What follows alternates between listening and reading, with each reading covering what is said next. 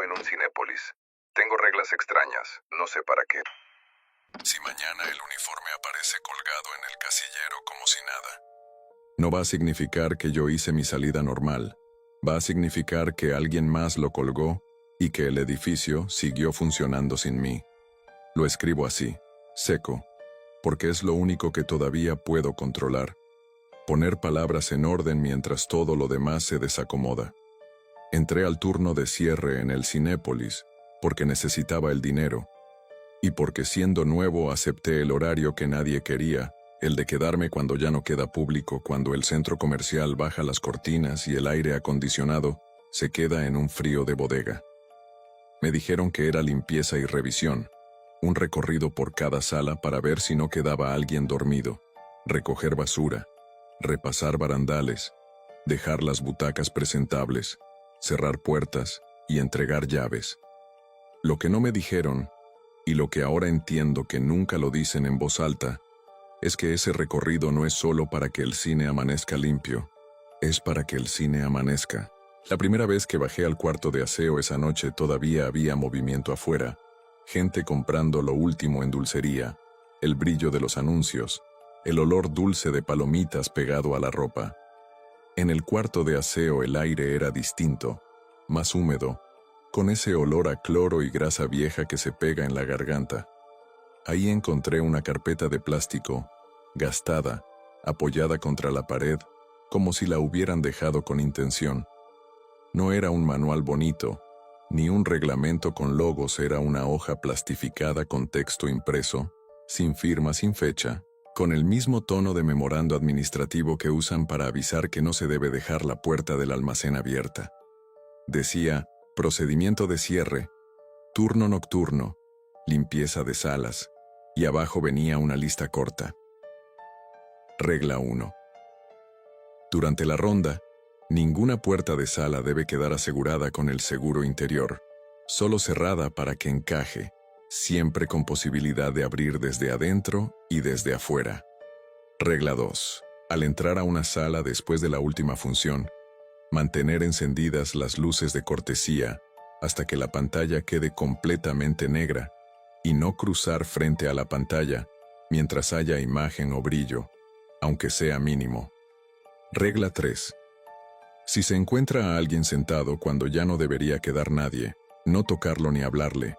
Encender la luz general desde la entrada, esperar. Y si no se levanta cuando la luz sube, salir y anotar la sala como pendiente sin volver a entrar esa noche. Regla 4.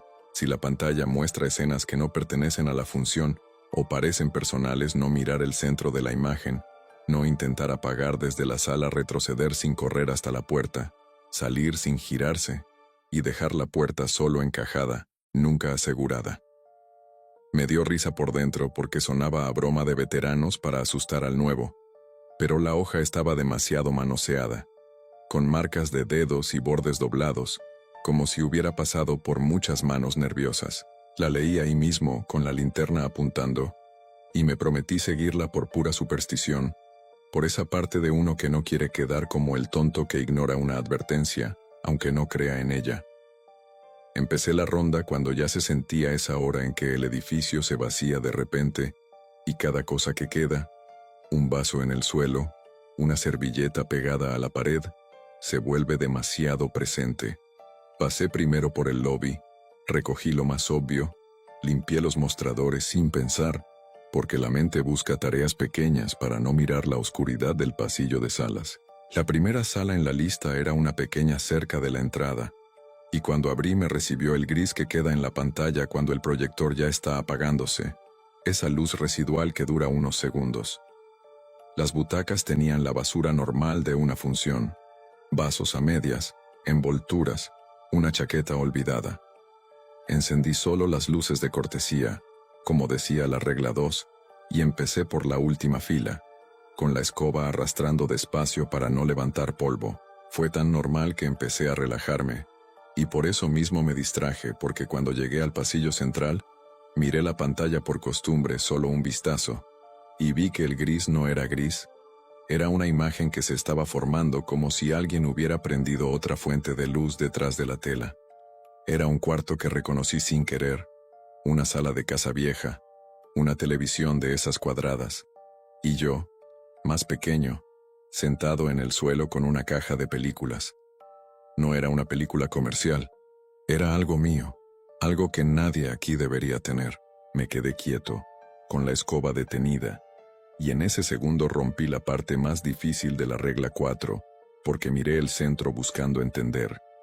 En la imagen, el niño levantó la cabeza y miró directo hacia el frente, como si el ángulo de la cámara fuera el lugar donde yo estaba de pie. No fue una mirada de recuerdo, fue una mirada que se sostuvo demasiado. Detrás del niño, en el marco de una puerta, apareció una forma alta y delgada, al principio como una mancha, luego como un cuerpo que no terminaba de encajar en el espacio, con un brazo demasiado largo apoyado en la pared y una mano abierta, dedos extendidos como si midiera el aire. No se veía completa, pero vi algo inequívoco, una boca demasiado ancha en una cara demasiado plana, y algo que parecía buscar la luz. Sentí el impulso infantil de quedarme mirando, como cuando uno ve un accidente y no puede apartar la vista. Y ese impulso fue lo que casi me deja ahí, porque al mirarla sentí una especie de reconocimiento, como si la imagen me estuviera tomando el pulso. La pantalla brilló un poco más, no por el proyector, sino como si la tela misma tuviera vida, y en el borde inferior vi una sombra que no pertenecía a la imagen, una sombra proyectada hacia mí dentro de la sala real. Me acordé tarde de la regla 4, bajé la vista al piso, retrocedí sin correr, con el corazón apretado, y salí sin girarme, dejando la puerta solo encajada como me pedían.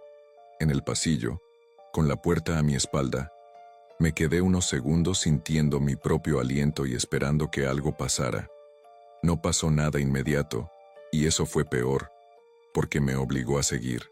En la segunda sala la pantalla ya estaba encendida cuando abrí, y no había ningún brillo de cartelera. Era una imagen nítida, sin nada que acompañara la imagen, como una función muda. Era una tarde en la que yo estaba en una escuela con uniformes, un patio, una fila de niños y un detalle que me hizo tragar saliva porque no era exactamente mi recuerdo. Era mi recuerdo con un error, como si alguien lo hubiera reconstruido de memoria. En la imagen yo estaba parado en un lugar donde nunca estuve, sosteniendo una mochila distinta, mirando a una puerta que yo nunca miré. La criatura no apareció de inmediato, pero el aire de la sala se puso más pesado, como si la temperatura bajara solo ahí dentro. Las luces de cortesía estaban encendidas. Yo seguía la regla 2, y aún así la pantalla seguía mostrando, como si la regla no fuera para apagarla, sino para marcar una frontera. Me forcé a limpiar sin mirar el centro, levantando basura por la periferia de mi visión. En un punto, mientras recogía un vaso de la fila de en medio, vi por el rabillo del ojo que en la pantalla, detrás de los niños, la sombra alta se asomaba desde una esquina, apenas una pierna demasiado larga, una rodilla que no era humana por el ángulo, y esa misma sombra parecía estar más cerca de la cámara que antes. La piel se me erizó. Quise cruzar al otro lado para recoger una bolsa, y ahí casi rompo la regla 2 de la forma más tonta, por prisa.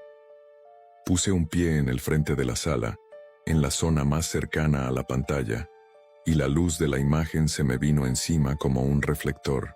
Sentí una presión en la cara, como si algo me empujara hacia adelante. Me detuve, retrocedí y tomé el pasillo lateral, sin pasar frente a la pantalla. La presión se aflojó apenas lo hice. Fue tan claro que me dio rabia conmigo mismo, porque entendí que esas reglas no eran metáforas, eran distancias, posiciones, cosas físicas.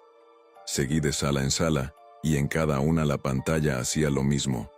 Primero un brillo tenue, luego un fragmento de mi vida, escenas que nadie debería proyectar: una cocina, una calle, un día de lluvia con cambios mínimos pero crueles, una persona que en mi recuerdo estaba y en la pantalla, no un objeto en el lugar equivocado, una decisión distinta.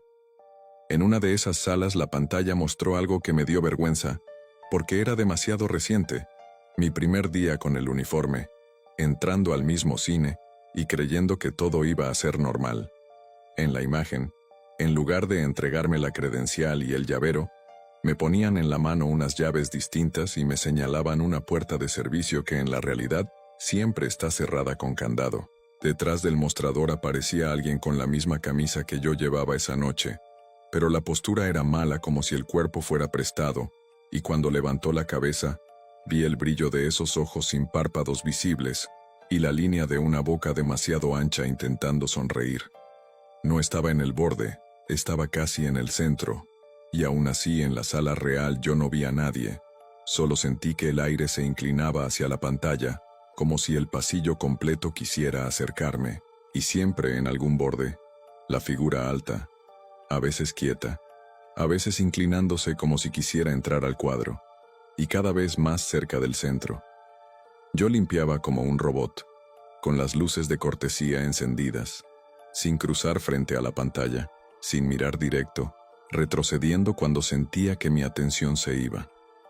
La tensión se fue acumulando como una capa de polvo, y la soledad del cine, esa soledad de pasillos largos con luces de emergencia verdes, empezó a sentirse como algo diseñado, como si el edificio estuviera hecho para que alguien se pierda. En una sala del fondo, cerca de los baños, pasó lo que me hizo entender que el problema no era solo la pantalla.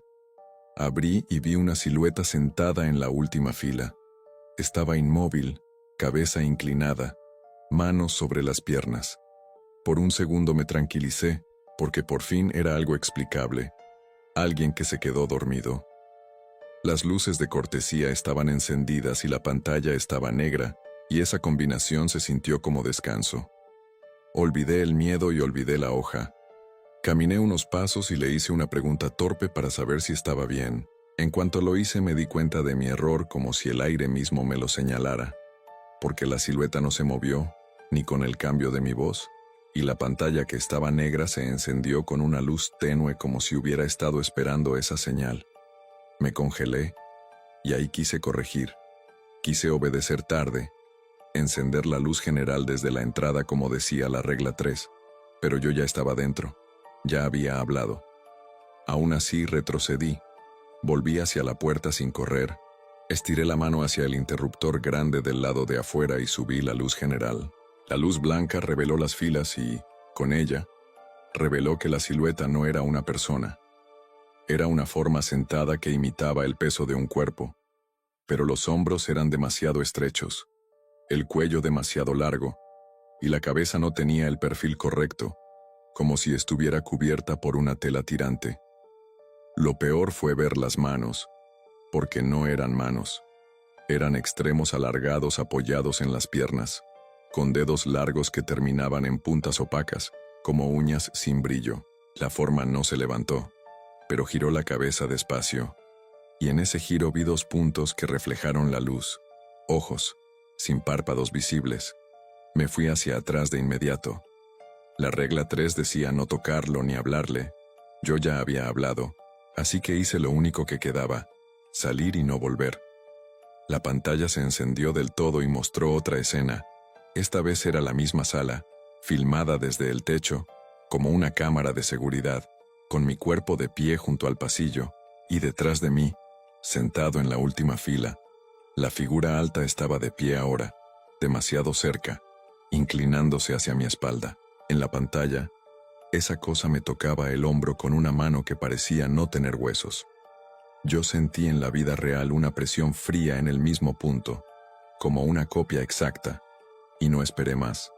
Salí sin girarme, dejé la puerta encajada, no aseguré, y en el pasillo me fui pegado a la pared, como si la pared fuera una línea de seguridad. No volví a entrar a esa sala, no anoté nada todavía, porque mis manos temblaban demasiado para sostener un bolígrafo, pero la decisión ya estaba tomada. Esa sala quedaba pendiente, aunque eso significara que el trabajo no se iba a terminar bien. Quise irme del edificio en ese momento, pero el cine no se abre con solo querer salir. Las puertas principales ya estaban cerradas con los seguros de los que solo tiene llave el encargado, y el guardia de seguridad del centro comercial se había ido a su rondín, o eso me habían dicho antes de que se apagara todo. Me quedé con el llavero en la mano, ese llavero pesado que de pronto se sintió como un ancla. Pensé en la cabina de proyección, en los tableros eléctricos, en apagar todo desde arriba como si eso borrara las pantallas. Subí por el pasillo de servicio, donde ya no hay pósters ni anuncios, solo puertas metálicas y paredes con pintura desgastada. La cabina estaba caliente, con ese calor encerrado de máquinas que no se apagan por completo, y había una libreta sobre la mesa, la de incidentes, con hojas llenas de anotaciones aburridas de mantenimiento. En las últimas páginas escritas con otra letra, había notas sueltas sin firma, advertencias repetidas, una frase que se repetía como si hubiera sido escrita por alguien cansado: no cierres, no mires, no cruces, y una lista de salas marcadas con palabras como si alguien hubiera intentado llevar cuenta de dónde apareció. No decía qué era, nunca lo decía, solo describía comportamientos que la proyección cambia a escenas personales, que cuando uno mira el centro la imagen se aclara, que cuando uno cruza frente a la pantalla con luz, las sensaciones de ser jalado, que el seguro de las puertas vuelve las salas, una trampa. En la esquina de una página había un dibujo simple, un rectángulo que representaba la pantalla y una figura alta al lado, con un brazo extendido hacia afuera, y un círculo marcado donde estaría la cabeza del que limpia. No necesitaba más para entender que la hoja plastificada no era una broma. Era un intento de pasar conocimiento sin decirlo demasiado.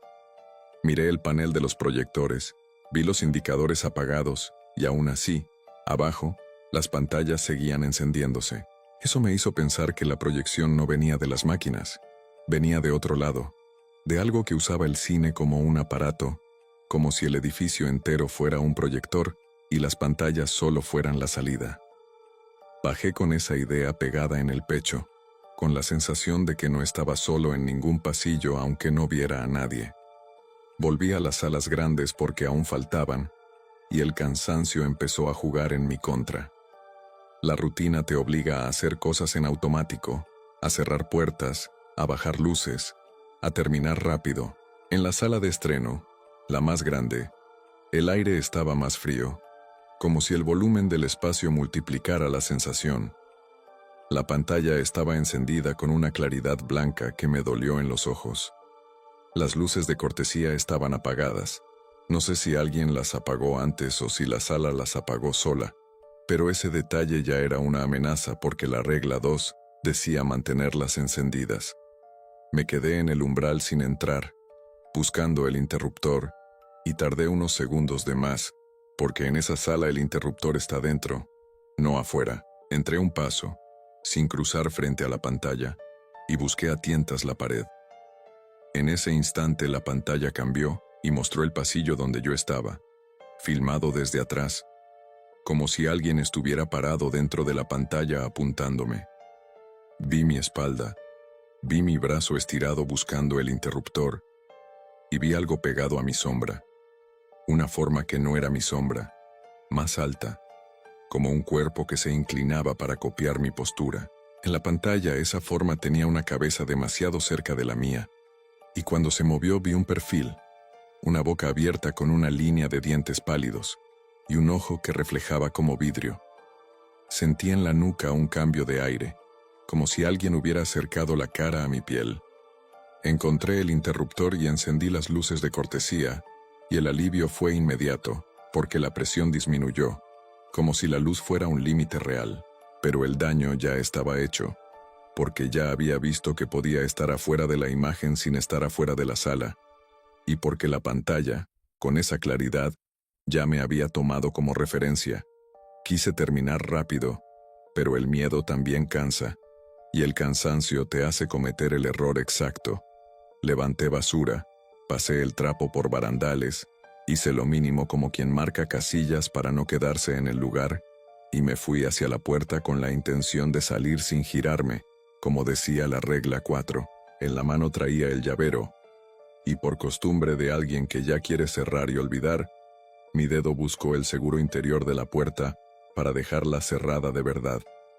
Fue un gesto automático, el gesto de siempre, asegurar para que nadie se meta, asegurar para sentir que algo queda bajo control. En cuanto lo giré, lo supe. Lo sentí en el estómago como una sacudida de vergüenza, porque había roto la regla 1 de manera directa. Intenté deshacerlo de inmediato, pero el seguro se endureció como atorado. Jalé una vez, 2 veces, sin hacer nada más que insistir con las manos, y el seguro no cedió. Me quedé atrapado dentro de la sala grande, con la pantalla encendida y con la certeza de que el peor lugar para estar encerrado era una sala con pantalla viva. Quise no mirar, quise mantener la vista en el suelo, pero la pantalla cambió otra vez y mostró la sala desde el frente, como si la cámara estuviera donde está la pantalla, mirándome. Ahí me vi a mí mismo de pie junto a la puerta, y vi cómo la forma alta ya no estaba en el borde, ya estaba detrás de mí, pegada, como si mi espalda la hubiera atraído. En la imagen, esa cosa acercó su cara a mi cuello y abrió la boca, y vi la curva de algo duro, dientes, y una lengua oscura que no parecía moverse como debería. En el aire real sentí el contacto, no como un soplo, como una mano completa, como un agarre. No hubo nada espectacular ni teatral, solo el peso de algo en mi cuerpo, y esa simpleza me rompió por dentro, porque lo volvió inevitable. No sé describir el miedo sin convertirlo en drama, y no quiero hacerlo. Solo quiero dejar claro el mecanismo porque eso es lo que importa. En el momento en que aseguré la puerta, la sala se convirtió en un recinto cerrado. En el momento en que miré el centro, le di dirección. Las reglas no eran superstición, eran instrucciones de contención, y yo las rompí 2 veces en pocos segundos. Quise corregir, quise deshacer el seguro sin mirar hacia atrás, pero mis manos no estaban hechas para trabajar sin ojos, y la pantalla aprovechó cada titubeo.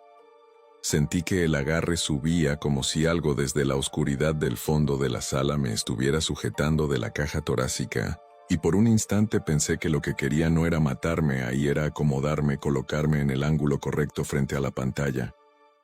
La idea de que me usara como parte de la proyección, como si yo pudiera pasar al otro lado, me dio un terror distinto, uno frío, porque no era violencia, era procedimiento. Recordé la libreta de incidentes, el dibujo del rectángulo y el círculo, y entendí que esto ya había pasado, y que el único margen era seguir el protocolo.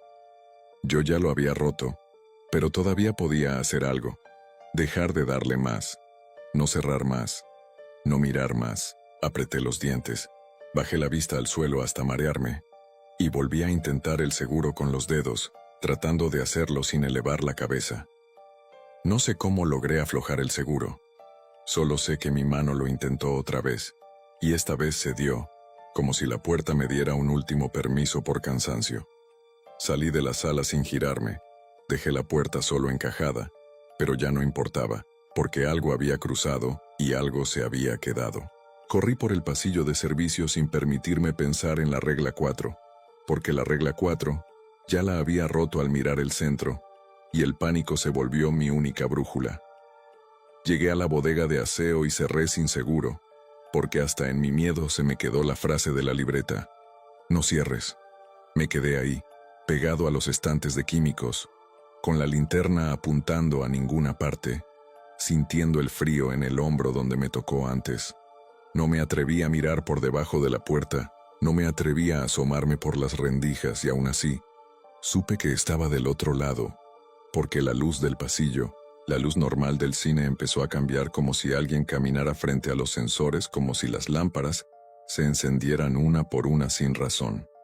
Me imaginé sin querer la forma alta pasando por el pasillo, y me imaginé que no caminaba como una persona, que se acomodaba a la arquitectura como si la entendiera mejor que yo. No sé si cuando amanezca alguien va a encontrar esta libreta, o solo va a encontrar una hoja plastificada más doblada que antes. Siento que mi recuerdo de hoy ya empezó a cambiar, como cambiaban esas películas, detalles mínimos que se mueven, cosas que no encajan, como si la noche estuviera siendo editada. Hace un rato miré mi mano, y por un instante me pareció que no era mi mano, que la piel tenía el tono equivocado, como si en la pantalla me estuvieran reemplazando por una versión que sí sabe seguir instrucciones sin equivocarse. Si eso pasa, si alguien ve a un empleado haciendo la ronda a primera hora con calma excesiva, sin hablar, sin mirar a nadie, quizás sea solo alguien cansado, Quizás sea lo que el cine decidió dejar en mi lugar. Yo voy a dejar la libreta aquí, detrás de los químicos, donde encontré la carpeta, porque es el único lugar donde las cosas se quedan. Ya no me atrevo a salir.